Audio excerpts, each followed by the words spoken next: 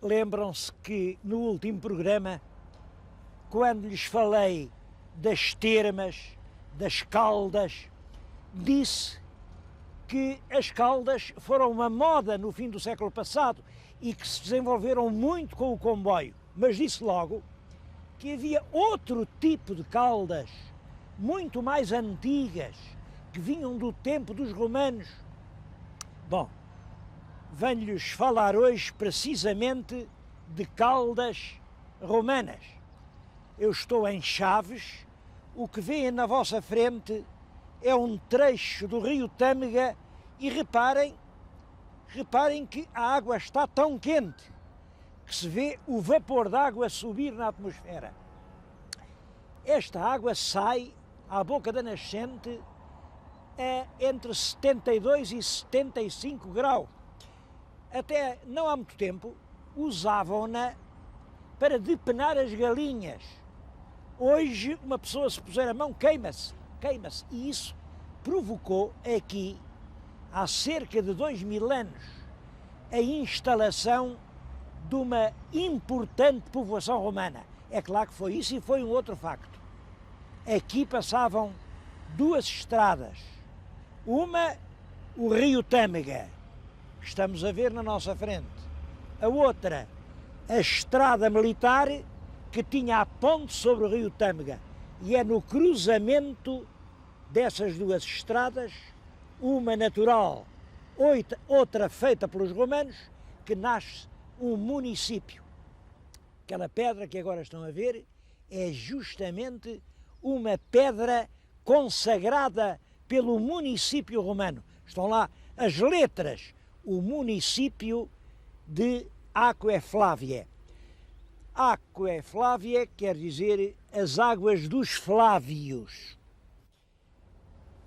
Esta ponte de Chaves é um dos mais importantes monumentos romanos que há em Portugal. E é por muitas razões uma bela lição de história. Reparem, ainda se vêem passar por cima automóveis. Se virem com atenção, passam quer num sentido, quer no outro. Isto significa que esta ponte, quase 2000 anos depois da construção, continua a servir. Tem ao meio dois padrões. O do lado de lá é relativo à construção da ponte, realmente. E diz que foi construída pelos habitantes aqui de Chaves, os aquiflavienses, à sua custa. Isso no tempo do imperador Trajano. Pode-se dizer com um certo rigor a data por isto. Davam aos imperadores a seus títulos ilustres. Se um imperador conquistava uma região, davam-lhe o título dessa região. Neste caso, o Trajano conquistou a Dácia. Por isso chamavam-lhe o Dácio. Ora bem, a Dácia era uma grande parte da atual Jugoslávia. Depois, a ação romana na Dácia foi destruída pelas invasões do século IX e instalaram-se aqueles povos todos balcânicos que estão a dar isto que têm visto. A guerra balcânica, que tem sido um dos flagelos dos últimos 2 séculos de história europeia, resulta de que a ação romanizadora e civilizadora foi destruída por um puzzle de povos ferozmente inimigos que se batem como estão a ver.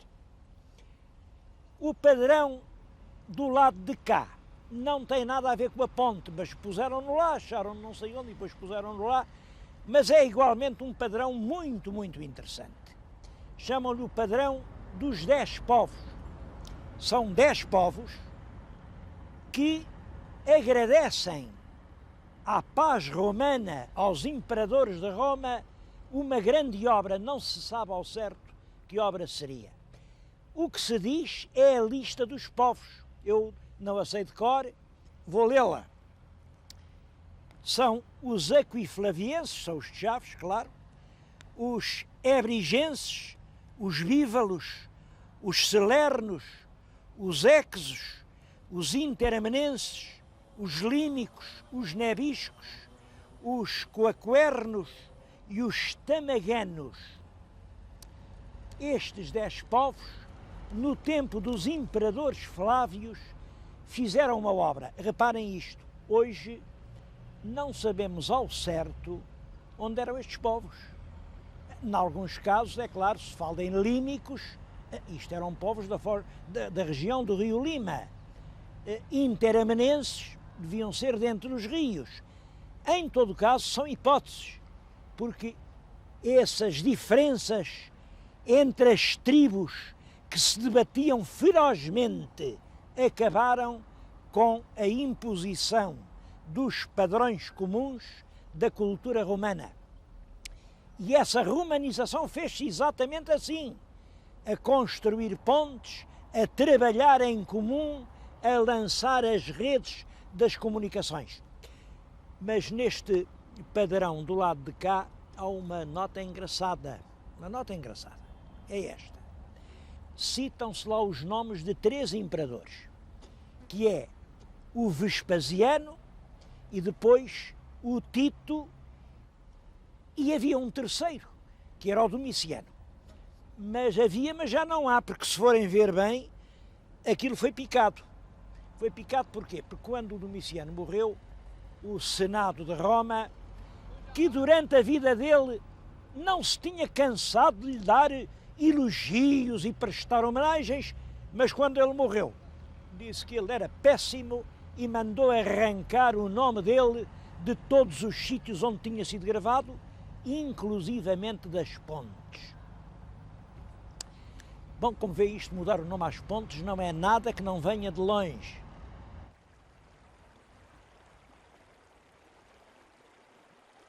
Mas não foi para falar disso que eu vim aqui junto do Tâmega. Vamos hoje falar de um problema extremamente interessante e que não tem nada a ver com pontes.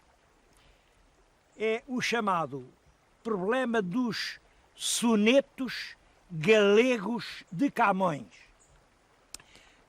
Os editores de Camões incluem entre os sonetos do poeta 2 escritos assim numa língua estropiada e esquisita que eles dizem que é galego.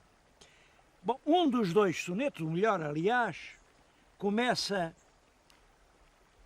a lá de Monterrey, em balde laça, e o outro é porque me faz amor ainda há cá torto. Bom, eu vou-lhes falar exatamente do primeiro soneto, a lá de Monterrey, em balde laça, e para isso vim aqui, precisamente a balde laça.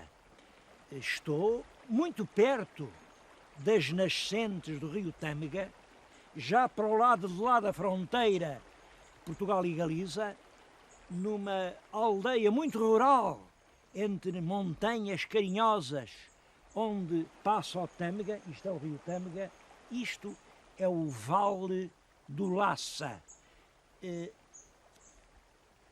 Balde laça, como se diz no soneto. É claro, a gente estar aqui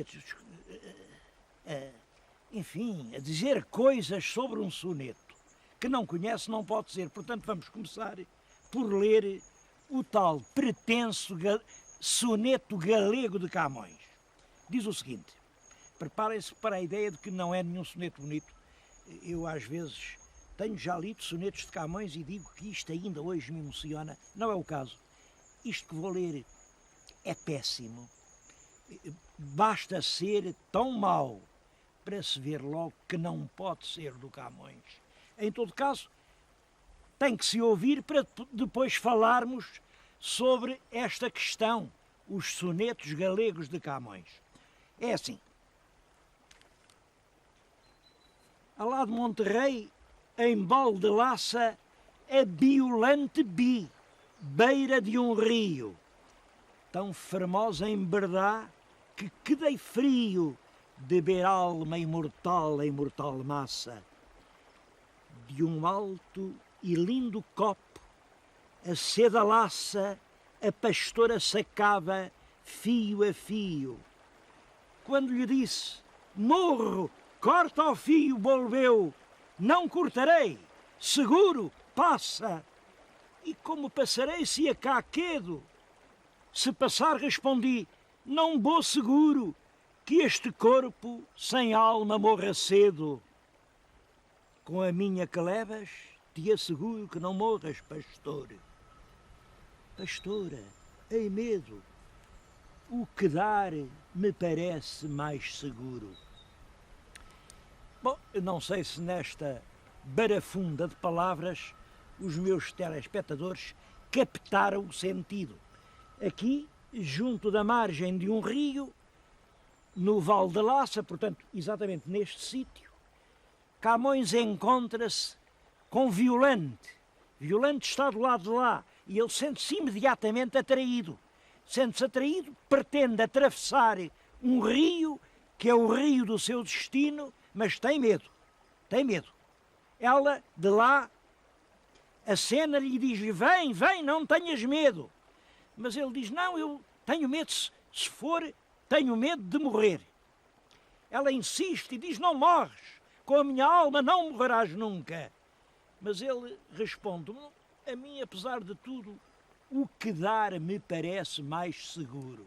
Quer dizer, ele recusa-se, nega-se ao convite estimulante da amada e não ousa fazer a grande travessia.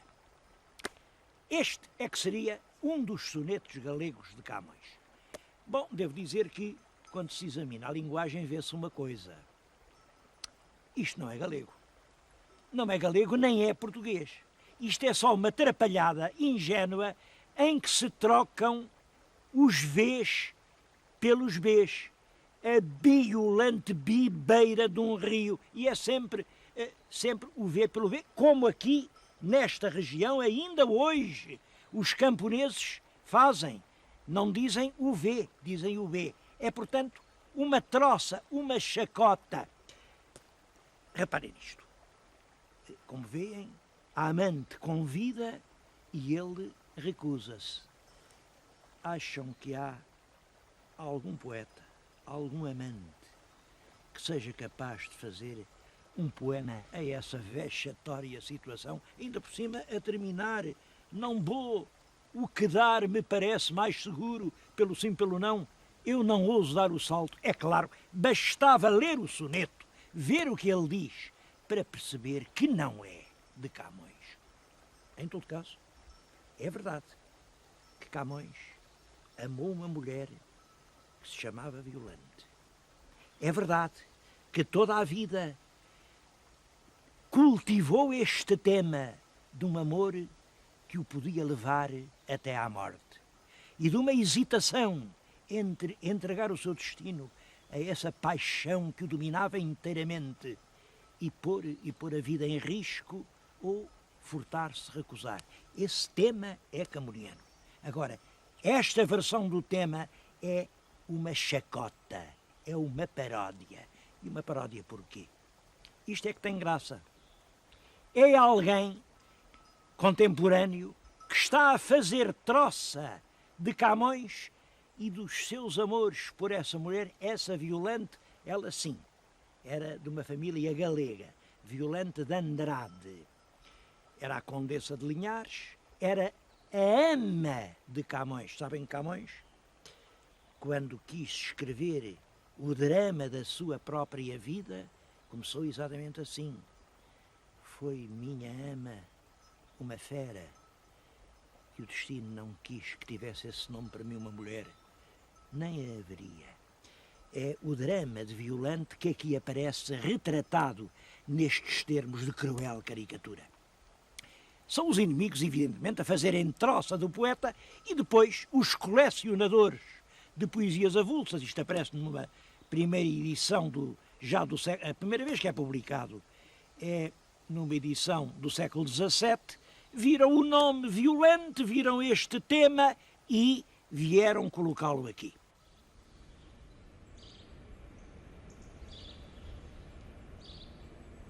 Como ouviram, o soneto começa por falar em Monterrey. O que está agora na nossa frente é precisamente o Castelo de Monterrey. É curioso, lá em Monterrey, em Baldolaça, de facto Monterrey fica a meio caminho entre o Val do Laça, onde se passa a cena que o soneto descreve, e uma outra terra de que lhes vou falar a seguir, Vilar de Nantes. A propósito, queria só notar isto. Este castelo de Monterrey está de certo modo ligado à história de Portugal. Quando o nosso rei Dom Fernando, o tal Formoso, fez o contrato de casamento com uma filha do rei de Castela, a noiva, que era Dona Leonor, trazia um dote. Entre outras coisas, fazia parte do dote este Castelo de Monterrey. Claro, depois o nosso rei encantou-se lá com a Leonor Teles, já não casou com a rapariga de Castela e, naturalmente, renunciando à noiva, disse adeus ao dote. É por isso que hoje Monterrey não é português. E por que razão é que os detratores de Camões o haviam de pôr naquele papel assim de um rapaz bisonho, assim um laparote vindo lá das berças, a trocar os Vs pelos Bs? Há uma razão para isso. Não há muitos anos, um investigador, o brigadeiro Calvão Borges, encontrou documentação que prova de uma maneira definitiva que a família paterna de Camões era aqui desta aldeia de Vilar de Nantes. Estou em Vilar de Nantes, naturalmente hoje aqui pouco já nos fala desse tempo. Em todo caso estou a falar-lhes junto de uma curiosa casa, tem na soleira da porta uma data 1574, como sabem, a primeira edição dos Lusíadas é de 1572, portanto uma casa do período em que por aqui andaram os antepassados de Camões. A casa é muito engraçada, é uma casa inteiramente quinhentista, na soleira de uma janela tem uma cruz, era uma coisa que os cristãos novos costumavam pôr, gravavam na pedra uma cruz, que é como quem diz, aqui mora gente cristã. Tem uma outra janela inteiramente entaipada, também era costume das famílias judaicas entaiparem a janela por onde saía o féretro. É claro, a casa é tudo quanto hoje aqui na povoação nos fala do tempo de Camões. Nada nos garante que seja da própria família. Agora, aqueles números não deixam dúvida, é daquela época. É interessante que uns outros detratores que quiseram achincalhar o Camões dirigiram-lhe uma versalhada que dizia o seguinte: ó tu, como me atarracas, escudeiro de solia com bocais de fidalguia, trazido quase com vacas, importuno a importunar, morto por desenterrar, parentes que cheiram já. Reparem o que chamam ao Camões escudeiro de solia, quer dizer, um escudeiro extraordinário, com bocais de fidalguia, quer dizer, com pretensões a fidalgo, trazido quase com vacas, isto é, criado aqui pelas versas da província e levado à corte ainda a cheirar ao feno dos corrais. Penso que estes elementos, a troça do soneto a Biolante Bi e esta caricatura do trazido quase com vacas e as investigações do brigadeiro Calvão Borges, que situa a família aqui nesta aldeia transmontana, cria um forte grau de probabilidade à ideia de que esta seja a própria terra em que Camões andou em pequeno. O que estamos agora a ver é o Vale do Tâmega, é a famosa Veiga de Chaves. Era um terreno feracíssimo, terreno agrícola, onde a água estava, em toda a parte havia água, e esta zona de Chaves era uma zona de produção agrícola de eleição. Bom, e havia muitas outras riquezas em Chaves. Pode-se dizer que Chaves vivia realmente da terra fértil da sua veiga, mas também vivia do contrabando. Aqui nestas aldeias dizia-se que à noite só os santos ficavam nas igrejas. Tudo o resto saía de casa e ia fazer contrabando. Era o negócio da terra. Além do contrabando e da lavoura, havia o presunto. Quem é que não ouviu falar no presunto de Chaves? Famoso em todo o país. E não eram fábricas, eram os pequenos lavradores aqui nestas suas casas de granito e de xisto nas montanhas que criavam os animais e faziam aquele magnífico presunto. Bom, e além disso tudo, claro, era a fronteira. Quem vai e quem vem, e quem está para ver quem vem e quem vai, e os regimentos da guarnição. Bom, e agora é claro, Chaves está a enfrentar este problema. Acaba a fronteira. Ora, sem fronteira não há contrabando. E sem fronteira também não há guarnição. Claro que Chaves é uma cidade progressiva, é uma gente muito enérgica e não duvido que eles saberão encontrar as funções substitutivas, porque é assim, quando se apaga um polo de desenvolvimento, a solução não é ficar a lamentar, é criar outro. É como lá em casa, quando se funde uma lâmpada, compra-se uma lâmpada nova. Eu não tenho dúvida nenhuma que Chaves é das cidades que vão descobrir as suas lâmpadas novas.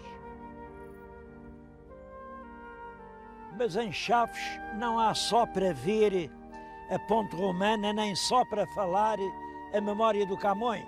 Aqui há imensas coisas. Eu acho que esta cidade de Chaves merece realmente o título de cidade-museu, porque épocas sucessivas na história, como um álbum, estão aqui documentadas. Esta torre de homenagem, é uma bela torre de homenagem que estão a ver, foi construída no tempo do rei Dom Dinis.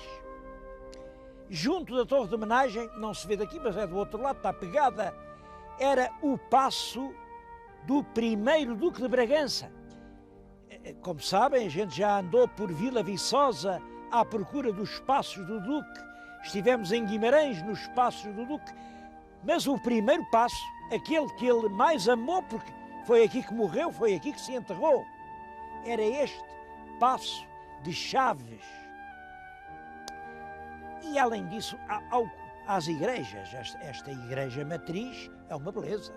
Esta Misericórdia é uma das obras-primas do barroco do norte do país. Mas é todo o conjunto do centro da cidade. Eu acho que ultimamente têm para aí feito umas construções que a mim chocam. Acho que estão um bocado a poluir este tesouro. Ainda assim, e apesar de tudo, vale a pena vir a Chaves para ver a parte histórica. E já que estou a dizer que vale a pena, fica aqui um reparo. Eu no outro programa disse, a propósito daquela linda estação abandonada, bem, é uma pena, claro, acabou o comboio, chegou o tempo da autoestrada, ou uma coisa ou outra. Ora, aqui em Chaves nem uma coisa nem outra, não percebo isto. Fecharam o comboio e ainda não fizeram a autoestrada.